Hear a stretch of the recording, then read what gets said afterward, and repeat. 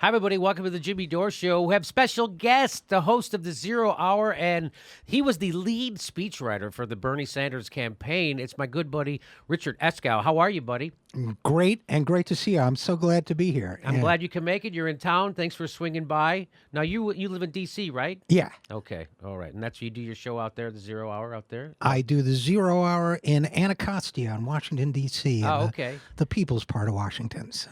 And where can people find that? They can find it. This is the zerohour.com to subscribe to the podcast, WCPT in Chicago, Free Speech TV. We're on Free Speech TV that's also. fantastic. Monday nights. Oh, So, great. Good yeah. for you. All right. Yeah. Free Speech TV doesn't want any part of us. Anyway. Well, you know, I'll That's good. You're very respectful. We're I'll not work 'em. respectable. I don't want to be respectable. Last thing I want to do is be respectable. I come from nightclubs where we're not respectable. Okay? So I'm sure there's pictures of me all over the place with my hands everywhere. So here we go. Richard Eskow, I want to talk to you about this because you were instrumental in the Bernie campaign, and here's Donna Brazile inside Hillary Clinton's secret takeover of the DNC. So what they weren't cheating in certain instances. The whole entire primary was rigged, and meaning that Hillary Clinton's campaign was running the DNC. They were in charge of all the hirings, all the firings, all the communications that the DNC put out, and more importantly, they were in charge of where all the money went that got raised by the DNC. People were told that money was going to down ballot races. It didn't. It went to Hillary Clinton's victory fund in Brooklyn. Now, you would agree with all that, correct? I absolutely would. Yeah, Okay. yeah, I would. Now, you know, I know there were talks. I think there were people on the Bernie campaign who liked Donna Brazile and all of that. But from where I sit, yeah, I agree with everything you said. So now, one of the things the Hillary Clinton campaign did was expose the left media as not being left media. They're corporate. They're center-right, corporate, and they don't mind lying to screw over a progressive. It's just the weirdest thing. Like, for instance, so now we agree. So here's Ezra Klein from Vox. Those guys Vox harder than anybody I know. And he says, big picture, the DNC didn't rig the primary, but Democratic elites really did clear the field for Clinton, which ironically helped Sanders. So what he just said is the DNC didn't cheat, but they did cheat, and it actually helped Sanders, not Hillary. Isn't that where they cheated, and it ended up helping Bernie Sanders, who lost? Isn't that something? Isn't that weird? Do you believe that for a second? Well, okay, this is what you see a lot. There's a lot of parsing going Yes! on. Okay, so number one, the DNC did rig the primary. You know, the Donna Brazile piece says, well, yes, I was very upset with this deal that the Clinton campaign made, but on the other hand, I looked very hard for evidence that that they rigged the primary, and I couldn't find any, which is weird because she didn't look at her own emails. Right. Because her own emails show her giving debate questions to the Clinton campaign and not to the Sanders campaign. So yes, there were multiple. As far as I'm concerned, the primary was not a level playing field. Now, what Ezra is saying here, first of all, he makes that. I love the way these guys always make these flat statements, as if their word is bond, right? So. And then he says, well, yes, Democratic elites did clear the field. He's not saying rigging. He's saying they were all afraid to run against Hillary because the Clintons are known to be, he's not saying this part, but the Clintons are known to be so vindictive that nobody wanted to run against her and risk the revenge that they would take should she wind up becoming president. And yes, actually, that did help Sanders. Sure, he had a wide open field. And okay, primaries are good. Voters should have choices. Well, thanks, Ezra. We appreciate that. And I've known Ezra a long time. So So I don't want you to get in a fight with Ezra if you've known him for a long time. No, I've gotten in fights with him before. Okay, but so my this is what I said about it. Bigger picture, your news media gaslights and lies to you every day. Because that's what that is. That's gaslighting you, which is another form of lying. He's making you think, oh, I thought it was rigged because Donna Brazile wrote a book that said it was rigged, that they had an agreement that the Hillary Clinton campaign would literally run the DNC and funnel all the money to her campaign and would do everything else, and plus the super delegates and all that stuff.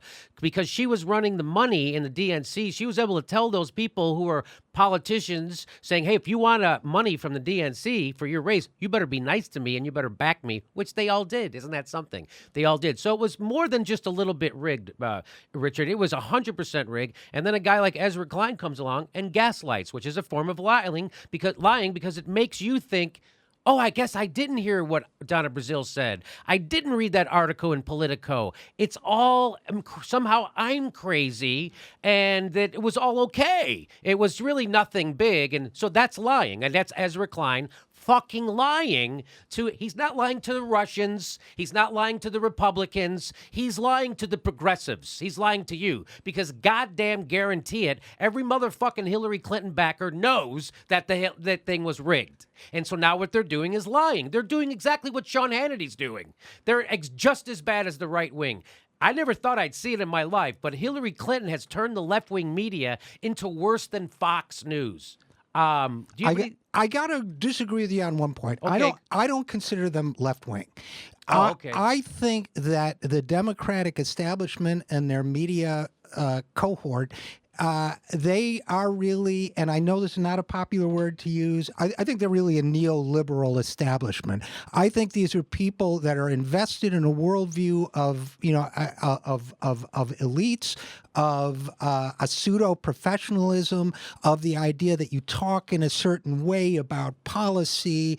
Bernie, they hammered Bernie during the primary because Bernie said, we got to break up the big banks. If he had used their code, maybe they would have been nicer to them. If he had said, well, we need to look at the irreversibility of certain levels of bank fiscal accumulation, particularly as it relates to the leveraging of assets, they would have gone, oh, that's wonderful. But when he talks English, then you violated the code. So, and I would say that, yeah, there's gaslighting going on. You just have to look at, by the way, when Brazile wrote that piece, when that excerpt from her book came out, the fact that part of the gaslighting is this sort of eye-rolling style. You know what I'm talking about? This kind of, well, no, they didn't really rig the primary. And what came out after Brazile's piece was, no, Bernie had the same deal. That was, for 3 days, that's all they said. Yes. And I'm talking about Josh Marshall and Talking Points Memo. I'm talking about all these people.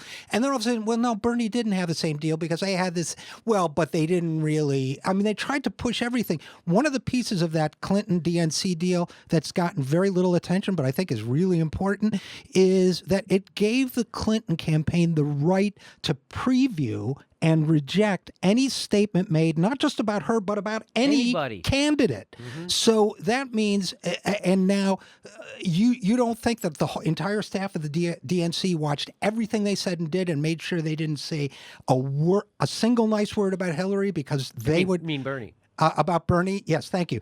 Because they, see, the gaslighting is getting to me too. Because they, this is a terrible deal. This is a corrupt deal.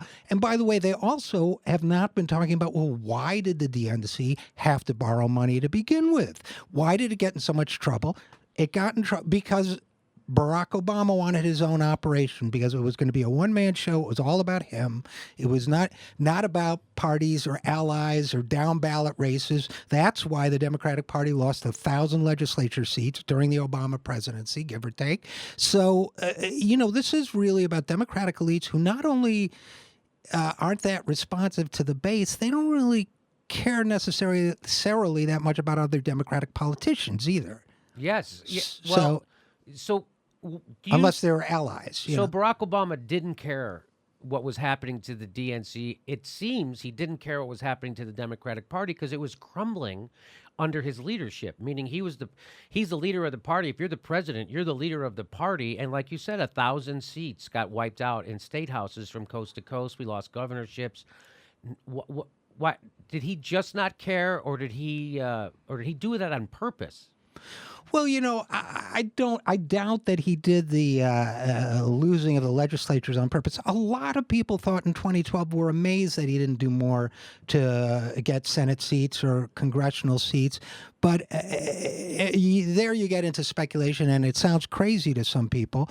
But there is some theory that says that for a certain type of ideology, if you're a Democrat, it's better to have an oppositional Congress than to have one that agrees with you, or that is part of the same party of which you are ostensibly the leader. So, look, I've had my differences with Nancy Pelosi, but in the 2 years from 2008 to 2010, the Pelosi Congress, the Democratic majority Congress, was more progressive than the Senate, Democratic Senate, or Obama by far. They did a good job. And yet, you would see Obama during those years saying, well, my friends on the left don't like this, and my friends on the right, this sort of above it all bipartisan posture. And, right now in Washington, D.C., everybody's mourning the death of bipartisan cooperation on Capitol Hill. I'm celebrating it because they did terrible things. Well, the bipartisan deal would have gotten us more Social Security, would have gotten us Social Security cuts. It would have gotten us Medicare cuts, would have gotten us the bipartisan cooperation on foreign policy has gotten us intervention all around the world, destabilization of the Middle East, drone assassinations of American and other citizens. So one thing I don't miss in today's environment is bipartisanship. Yeah, well, they still do it. They just did it this week in the banking committee in the Senate. They came together, Democrats and Republicans, to agree on relaxing banking regulations. A couple weeks ago, they came together to increase the military budget $80 billion a year. And you're right. And remember right. That's no it's discussion about that, by the way. There's no meetings, no Anderson Cooper town halls, no Chris Hayes going to West Virginia and rolling up his sleeves to pretend he works. None of that.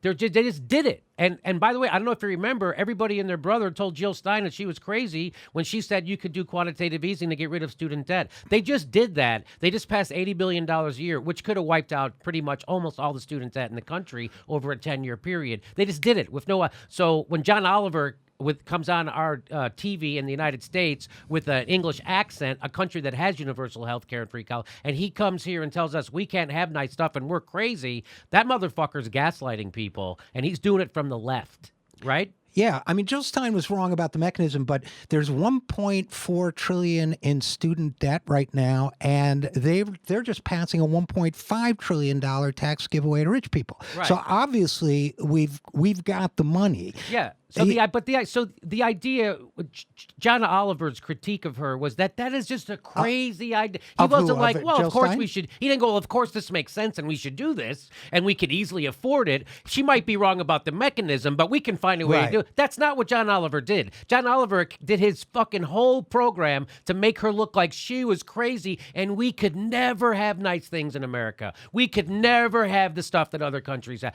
And you're fucking crazy if you think that. That's what John Oliver did, and that's why he's a motherfucker. Well, I didn't see that particular, but there seems to be a cycle of liberal comedians, and I consider you to the left I'm not. of that. I'm a progressive. Yeah. That they appear.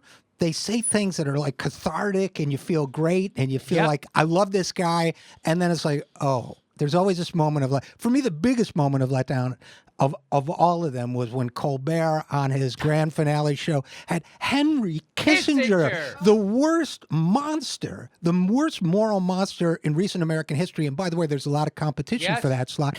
And he's got the little comic thing in the Colbert gig. There's always that. I didn't know, but I'm sorry to hear it because I haven't seen Oliver's show in a long time.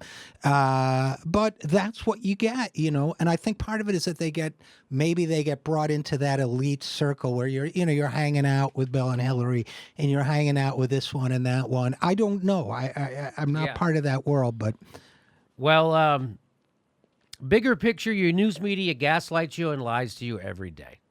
So make sure you subscribe to this video because I just got another email today saying that they're unsubscribing people from our show and they're not sending them notifications when we have videos, and they're making it hard for people to find our stuff.